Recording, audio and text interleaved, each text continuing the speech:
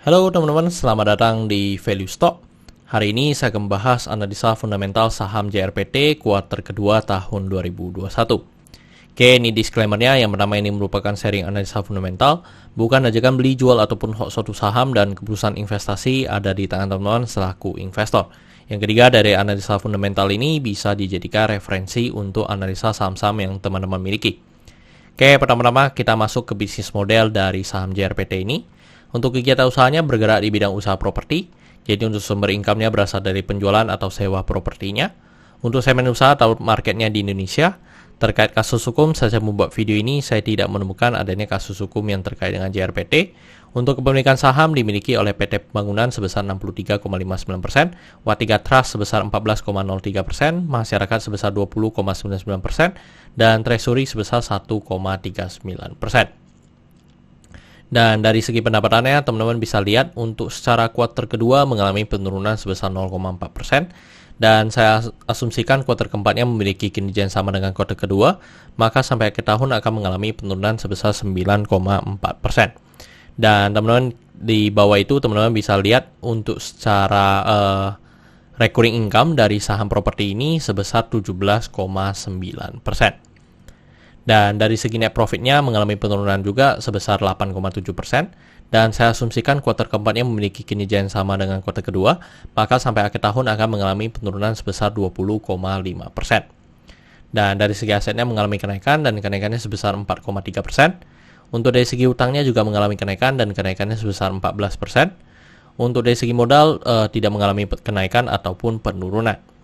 Dan di sektor properti kita perlu memperhatikan juga namanya lembengnya. Jadi untuk dari saham JRPT ini masih memiliki lembeng yang cukup banyak ya teman-teman. Dan ini merupakan summary laporan keuangannya dari 2014 sampai 2021. Di sini saya akan banyak membahas tentang rasio keuangannya. Yang pertama adalah NPM atau net profit margin. Untuk net profit marginnya sebesar 36,9%. Jadi mengalami penurunan dibanding dengan tahun sebelumnya, tetapi rata-rata dari NPM-nya masih sangat tinggi. Terus untuk dari segi EPS-nya di 53 dan membuat PER-nya di 8,68 kali. Untuk dari segi PER ini juga merupakan PER yang cukup murah dibandingkan dengan tahun sebelumnya. Terus untuk dari segi book value sekarang di 577 dan membuat PBV-nya di 0,8 kali.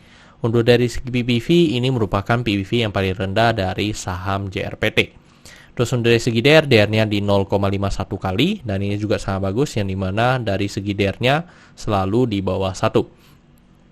Terus untuk dari segi ROE-nya di 9,26%, jadi ini juga masih bagus, di atas 9% saya anut, tetapi ini merupakan ROE yang paling rendah dari saham JRPT.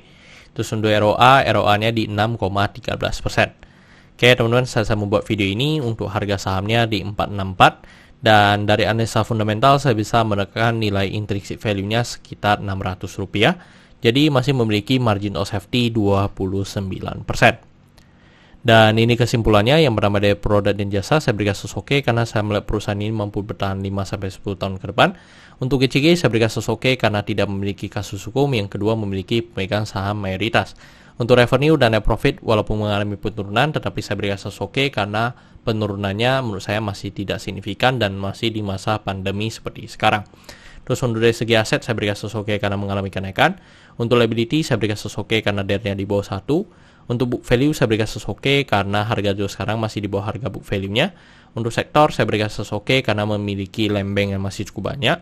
Untuk ROE saya berikan oke karena di atas 9% atau 2 kali bunga deposito yang saya anut. Untuk margin of safety saya berikan oke karena positif.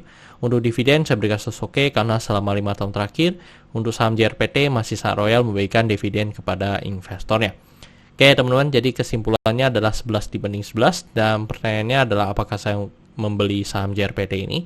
Teman-teman, untuk secara fundamentalnya masih cukup biasa ya, yang dimana net profit sama revenue-nya masih negatif. Tetapi kalau dari segi yang lain memang untuk fundamental dari saham JRPT ini masih sangat sehat. Tetapi untuk secara valuasi menurut saya margin of safety-nya masih kurang banyak.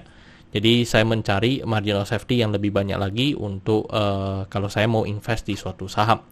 Jadi untuk sementara untuk saham JRPT ini saya tidak invest, tetapi menurut saya sih memang masih sangat bagus untuk dari segi fundamentalnya. Oke teman-teman, saya rasa cukup sekian dulu video kali ini. Jangan lupa untuk like dan subscribe. Jangan lupa juga untuk follow saya di Instagram saya di royken13. Dan teman-teman, saya ada membuat grup Telegram. Jadi teman-teman bisa join grup Telegram saya di Value Stock. Untuk linknya teman-teman bisa dapatkan di deskripsi di bawah. Dan jika teman-teman ada kode saham yang ingin saya buatkan analisa seperti ini, silahkan tinggalkan di kolom komentar untuk kode sahamnya. Oke teman-teman, see you on the next video. Bye-bye.